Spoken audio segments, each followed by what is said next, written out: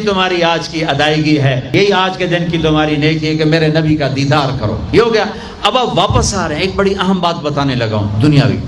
آپ نے کہا میں جس آسمان سے نیچے آیا، جس آسمان سے میں گزرا، نیچے نہیں، جس آسمان سے میں گزرا، وہاں کے فرشتوں نے کہا یا رسول اللہ علیک بالحجامہ، علیک بالحجامہ، یا رسول اللہ حجامہ کروائیے، حجامہ کروائیے.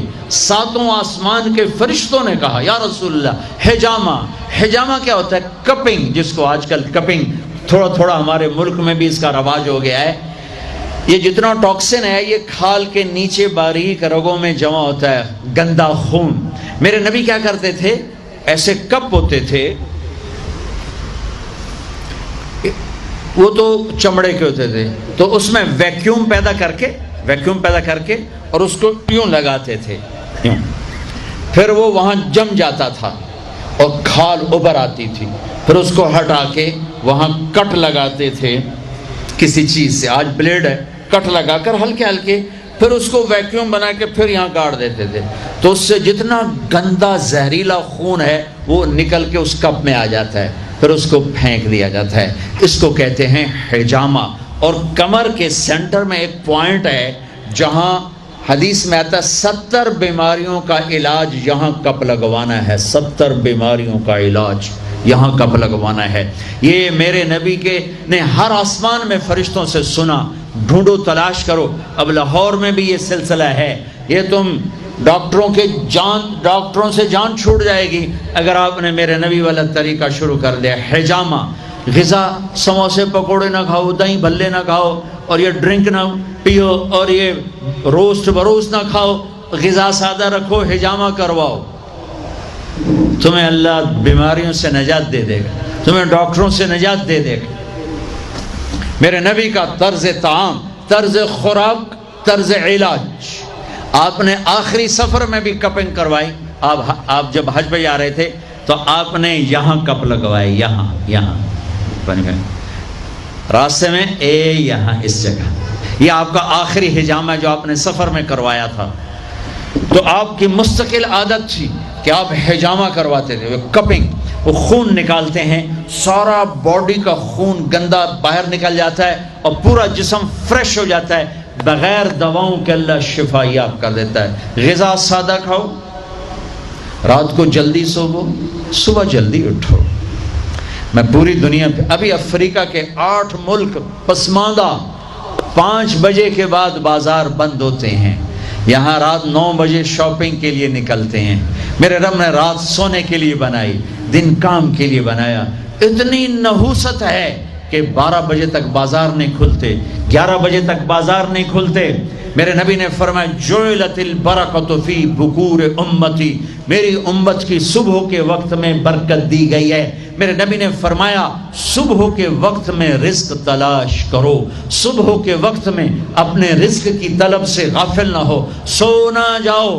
اب سارا تاجر صبح سوتا ہے، ساری منڈیاں، سارے بازار رات 11 بجے تک کھلے ہوئے ہیں. بچوں سے دور، بیویوں سے دور. رات 11 بجے دکانیں چھوڑتے ہیں، 12 بجے کھانا کھاتے ہیں. بچے یا سو چکے ہیں یا اپنے ٹی وی پر مشغول ہیں. یہ 12 بجے کھانا کھا کے ہی سوتا ہے. سارا کھانا پیٹ میں زہر بنتا ہے، پھر پیٹ پھول کے باہر. پھر جناب شیخ صاحب ٹردے جا رہے ہیں، آپ سجے پاسے تے پیٹ کھبے پاسے. اور پھر ڈاکٹروں کی چاندی، کسی کو بلڈ پریشر، کسی کو شوگر، کسی کو ہارٹ، کسی کو کچھ. یہ سب فطرت کی زندگی کو چیلنج کرنے کا. یہ ساری لوڈ شیڈنگ اللہ کی قسم ختم ہو جائے گی.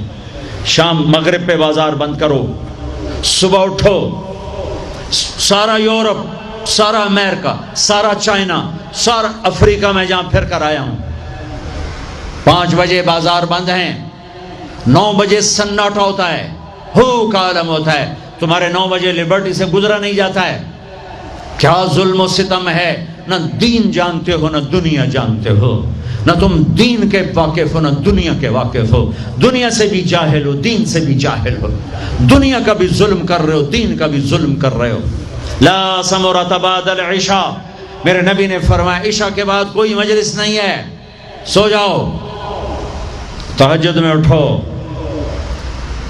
12 بجے کے بعد جو آدمی سوتے ہیں ان کے جسم کی ریپیئر ہوتی نہیں ہے. جو دن میں سوتے ہیں ان کے جسم نیند مستری ہے, پلمبر ہے, آپ کے پوری باڈی کی ریپیئر کرتا ہے نیند کا نظام. لیکن جب آپ 12 بجے کے بعد سوتے ہیں یا فجر کے بعد سوتے ہیں وہ کام ہی نہیں کرتا, وہ کہتا میری چھٹی میں نہیں کرنا. جب آپ 10 بجے سو جاتے ہیں وہ پورا ایکٹیو ہو جاتا ہے, پورے جسم کو چست کر دیتا ہے. جب آپ صبح 4 بجے اٹھو 5 بجے اٹھو تو آپ تازہ ہو گئے.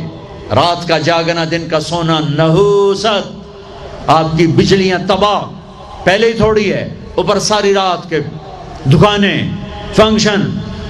یہ تو اللہ حکومت کا بھلا کرے یہاں کی حکومت کا کہ 10 بجے کا انہوں نے ڈنڈا چلایا تو کچھ, ورنہ تو 10 بجے تو بارات کی تیاری ہو رہی ہوتی اور 1 بجے کھانا ہو رہا ہوتا تھا. جس امت کو اللہ نے وقت کی قدر سکھائی اسی امت نے وقت کو تباہ کر کے رکھ دیا. اور جس امت کے پاس قرآن نہیں نبی نہیں انہوں نے وقت کو کیش کر کے تمہیں غلامی کا توق پہنا دیا اور دنیا کو لیڈ کرنے کی طاقت اللہ نے ان کو دے دی. او بھائیو, نہ دنیا اچھی رہی نہ دین اچھا رہا.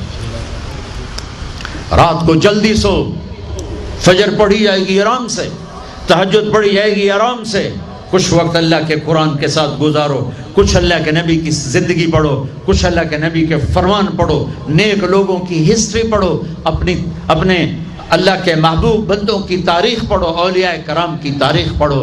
اپنے ماں باپ کو عزت دو, شادی شدہ ہو بیوی کو عزت دو, بیوی خامد کو عزت دے, اولاد کو عزت دو, وہ عزت لوٹ کے تمہاری طرف آئے گی. یہ میرے نبی ایک پوری زندگی لے کر آئے, دنیا کا بھی بتایا آخرت کا بھی بتایا, علاج بھی بتا گئے, کھانا بھی بتا گئے, زندگی بھی بتا گئے. اے میرے عزیزو, ایک خوبصورت زندگی ہے جس کو سیکھنے کی محنت ہو رہی ہے. یہ تبلیغ کا کام